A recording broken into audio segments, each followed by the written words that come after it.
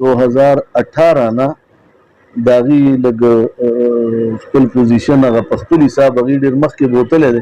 اوس په دې میډیا باندې په یوټیوب باندې داغي چینل دي، هغه کې یو د فیضان ختم نبوت په نوم خپل چینل جوړ کړی دی. خلکو د دوکه کولو دجل او فراډ لپاره یو ډاکټر یحیی دی، هغه ډیر پلیت انسان دی، قادیانی دی، مرتد دی، هغه عجیب عجیب سوالات کوي.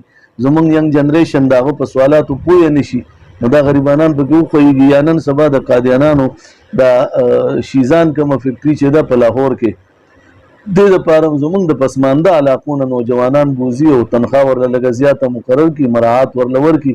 نو زمونږ مسلمانان خو په دغه ځای کې بیا پوهېږي نه، هغوی ورته وایي مونږ خو صرف خپل مشر ته مجدد ویلي، نور هم څه نه دي ویلي. خو عالمي مجلس تحفظ ختم نبوت الحمدلله دې حد ته ورسېدو چې نن تاسو PDF د قادیانانو کولاو کوي، دا به په ټوله دنیا کې کولاو چلېدو، د هغې ټول کتابونه پکې چلېدل. نن به انشاءالله په PDF د قادیانانو یو کتاب هم نه وینئ. هغې وجه ده چې دغه PDF د قادیانانو چې د هغې هغه مواد مونږه عالم مجلس راواغستل او خلکو ته اشکاره کړل. نو د هغې هغه ګنده عقاید چې په کوم ځای کې چرته دا ویلي دي چې زه د الله ښځه یم، دا د هغو کتابونو کې په اردو ژبه کې اوس هم موجود دي. او الله ما سره زنا کوي، داسې قسم الفاظ دا زمونږ او تاسو د اورېدو مونږ د دې قابل نشو اورېدی. هغه الفاظ چې نو هغه عالم مجلس را اشکاره کړل. نن الحمدلله د ټولې دنیا علما په عالم مجلس باندې فخر کوي په دې وجه چې دو مکمل د قادیانانو عقاید او د هغې عزایم د خلکو مخې ته کړو. بیا په دغه یوټیوب باندې دی مناظرې مقرروي. مناظره دې ته وایي چې د دوو مسلکونو یا د دوو مذهبونو یا د دوو عقیدو یا د دوو ذهنونو خلک را یو مخامخ شي، یو بل ته یو فریق یو خوا کیني بل بل خوا کیني، خپله دعوا او جواب دعوا هغې یو طرف د دعوا ولیکي بل جواب دعوا ولیکي. څنګه عدالت کې دعوا او جواب دعوا وي، نو هغه دعوا او جواب دعوې نه پس بیا هغې بعضې تنقیحات کوي، بیا په یو بل اشکالات کوي، بیا حوالې ورکوي.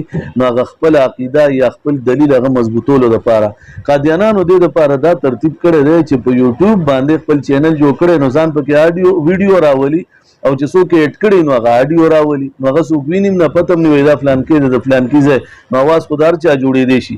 نو هغه خپل ملګری نو په هغه سوالونه وکړي، بیا هغه غلی کړي، نو بیا وایي سني مسلمان هم وتښتو. خو مونږ ستاسو په ذریعه یو پیغام ورله ورکول غواړو چې انشاءالله د دې ملنګ یو اعلان دی د پاکستان په ګوټ ګوټ کې چې کوم ځای د قادیانانو خوښي هغه ځای دې وښیي، او چې کومه موضوع یې خوښه وي د هغې په هغه خپلو کتابونو کې انشاءالله مونږ ورته هر ځای کې هغې بحث ته هم تیار یو. او دا هم وایو چې که چا مونږ سره یو قادیانی صرف کیم نو لباس ته، نو انشاءالله دا ملنګ به 15 لکه روپۍ انعام ورله ورکوي نغد، هغې کې به تاخیر هم نه وي. نو زمونږ او ستاسو داسې مذهب نه دی چې مونږ ستاسو داسې مذهب دی او داسې الله مونږ له خپل پیغمبر را کړی چې د هغه شان د هغه عظمت مونږ په کوڅه کې په لاره کې په ځنګل کې په پردي ملک کې په خپل ملک کې د پردي مخې ته د خپل مخې ته هر ځای مونږ مخامخ کولی شو. نو انشاءالله ستاسو په وساطت باندې زما دومره یقین دی چې تاسو د ختم نبوت په ملنګانو باندې افتتاح کولم، دومره مې یقین دی چې تاسو به د ختم نبوت کاز انشاءالله په دې خپل پروګرام کې په ډیلی بیس باندې انشاءالله مخکې بوځئ.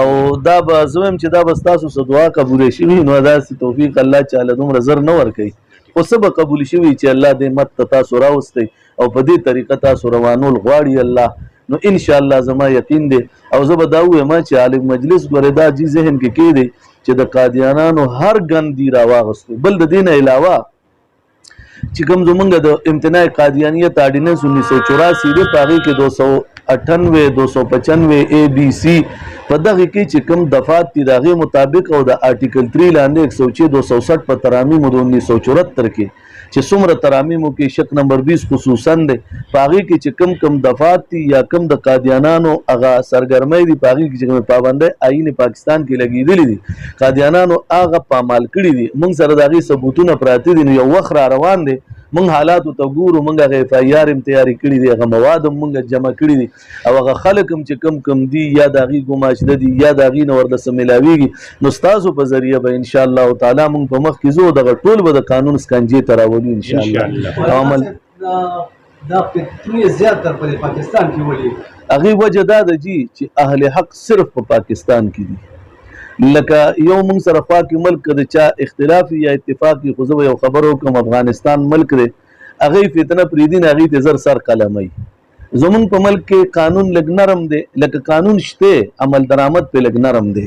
هغه د نرم عمل درآمد د وجې چونکې دی کې هر قسم خلک دی نو هغه فتنې دلته راوچتېږي او د هغې وجه صرف او صرف دا ده چې د دې خوا کې ملک نه علاوه واحد زما دعوه ده چې پاکستان دی چې دی کې حق خلک بیانولی شي او بیانوي یې.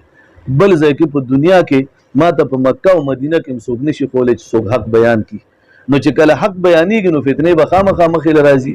ما په دې وجه پاکستان کې موږ ته فتنې مخې ته راځي ډېرې.